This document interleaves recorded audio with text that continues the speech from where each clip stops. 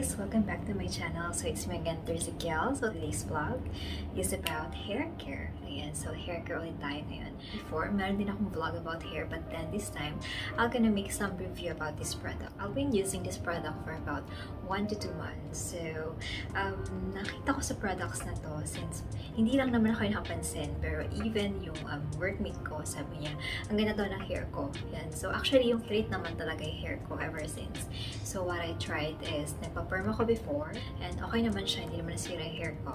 Nagpa-short hair, and then, ang hindi ko nagustuhan is yung nagpa-color ako ng hair, which is na-dry yung hair ko. So after that, hindi na ulit ako umulit magpa-hair color. Ayan, so more on black color na lang talaga tayo. This product, I bought it in Watson's, the Naturals. So I bought a complete set.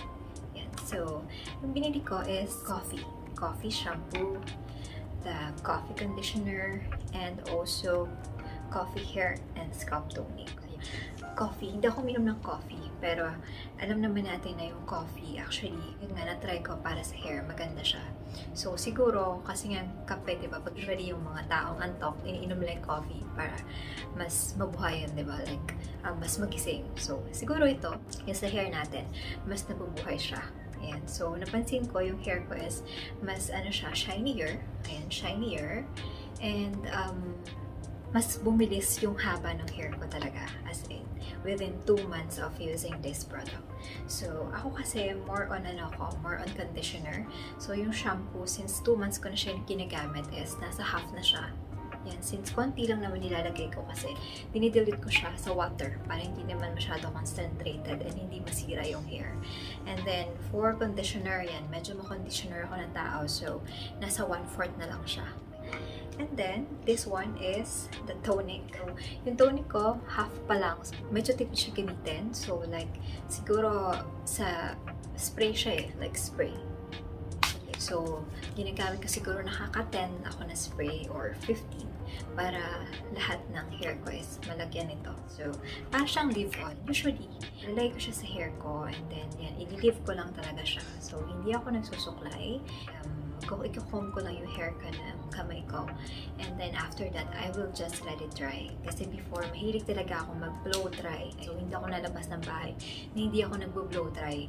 Pero, na-observe ko kasi na nagda-dry yung hair ko, saka mas tumadami yung hair fall ko. So, I stop it. Usually, pag nagmamadali na lang talaga ako or kailangan ko umalis ng bahay na talagang tuyong-tuyo yung hair ko, yun, doon ako nag-blow dry kung malayo yung biyahe ko. But then, since kung sa office lang naman ako at hindi naman kailangan itali agad yung hair ko, hinahayaan ko lang talaga siya. Minsan, lumalabas ako na wala talaga suklay.